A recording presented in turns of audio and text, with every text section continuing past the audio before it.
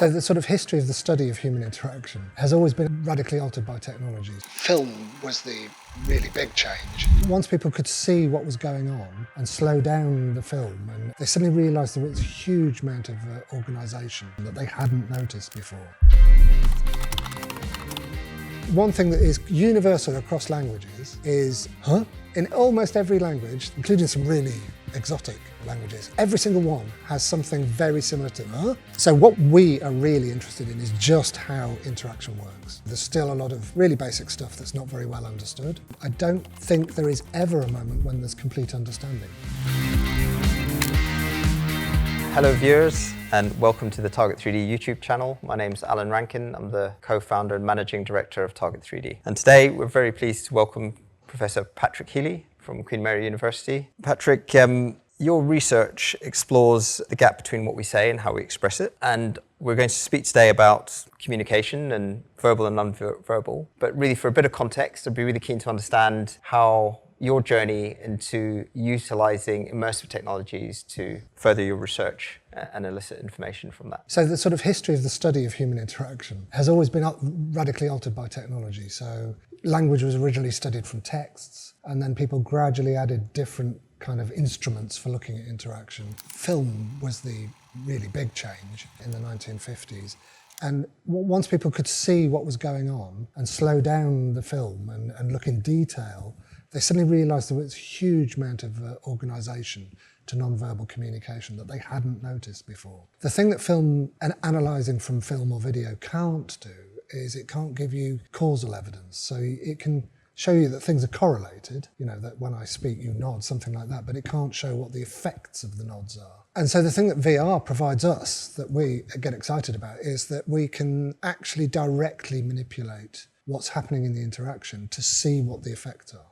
So we can recreate, say, this situation in an immersive environment, but then we could make you stop nodding while I'm speaking. And if we filter out your nods, we know from existing experimental work that will make me very disfluent.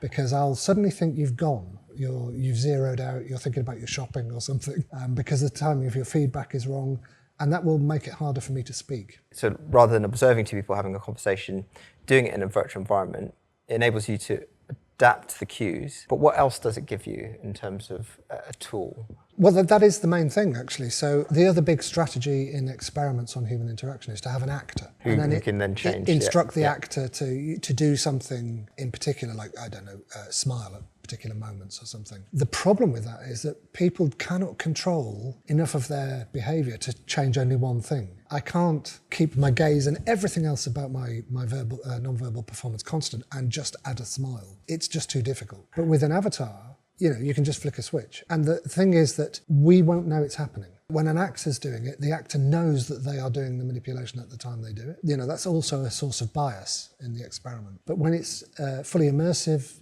interaction, we can, you know, make you smile more, make you nod more. Without your knowledge, I'll see it, you won't know it's happening. And so only that thing is changing. So beyond the mere understanding, are there some key aims in terms of results which you're trying to get from this research and then applying? So what we are really interested in is just how interaction works. You know, there's still a lot of really basic stuff that's not very well understood. In particular, we think a lot about misunderstanding and miscommunication, because the assumption is that that's when you reveal a lot about what's really going on and how the mechanisms you use to build and rebuild understanding. And you sort of said it in passing, but it's an important point. I don't think there is ever a moment when there's complete understanding. I think there's always some difference. It's just that sometimes it doesn't matter. You know, if you ask me to pass you a cup and I do the thing you wanted, it doesn't matter if we mean different things by cup. I think there's always that kind of residual ambiguity about what's been said. And what conversation is a kind of constant effort and attempt to do work to understand each other. And one of the illustrations of that, and you can try it if you want, is if you say what as a clarification question 2 or 3 times in a row, people will get angry with you. No matter the inflection? Well, no, it has to be what? What? What? It's instantly kind of signalling that you're not really trying to understand anymore. It sort of illustrates this point about the constant work and effort we put into conversation, as long as we care. I mean, some conversations you don't care, right? But if you care, then you have to work really hard to generate shared understanding. So we want to understand that process. The way that we try to understand that process is looking at signals of misunderstanding. So the furrowed brow, eyebrows are very interesting, right? If people furrow their brow while you're talking, they tend to time it really well with a particular word or a particular phrase that you know that it's the thing that you referred to that they didn't get. So it's like maybe head on one side, furrowed brow. So that's the kind of facial expression we're really interested in. Really interested in understanding. I had assumed prior to this conversation that humanity or researchers had a good understanding of this, and I didn't realise it was such an unknown. It's certainly been studied, but it's kind of been secondary. So if you think about language, the primary site of language use is conversation. We acquire language through interacting. We primarily use it in interaction. But most of the research that's been done on human language processing is not in the context of interaction. And so there is actually a huge amount we don't know. A study I like to quote to students, blinks. So a blink is one of the fastest movements you can make. You actually blink a lot more in conversation than you blink elsewhere. People say blinks are for just keeping your eye moist, right? Yeah. But you systematically blink more in conversation than out of it. You're doing it now. Yeah, I know, and I feel it now that you're mentioning it. But yeah. And so what was brilliant about what Homke and Holler did was they said, okay, that seems a bit weird. So they had it wasn't an avatar actually in their case, it was a virtual agent. But they changed the speed with which it blinked. So there was either quick blinks, normal ones, or longer blinks. And they found that affected, if there's a long blink, I shorten my turn. Okay. Right? Now nobody knew blinks had that effect, these tiny little signals.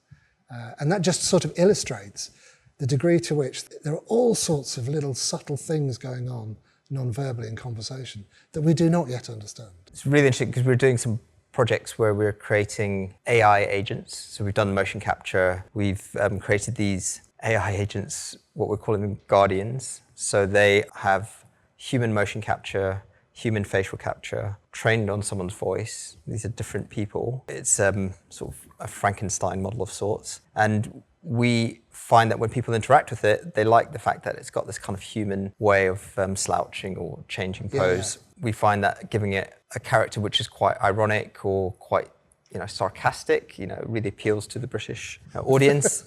But one thing which we didn't ever think about was the blinking aspect, to try and understand whether people like it or not. So I think we've not understood a huge amount of how we could make one of those things much more endearing to most. Yeah, I mean, this is the problem. We don't have a really good understanding of how these signals work. And so we're building environments and building agents and things that do possibly the wrong thing.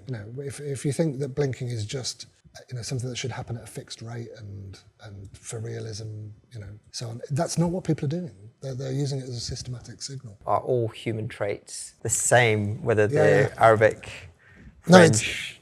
It's a great question. South American. It's a great question. I think you have to think in terms of two different things. So one is the basic interactive processes. I think they're the same. And I'll give you an example. So while we've been talking the whole time, when I've been talking, my hands have been up and moving, and yours have been still. And when you start talking, mine go still and you start gesturing.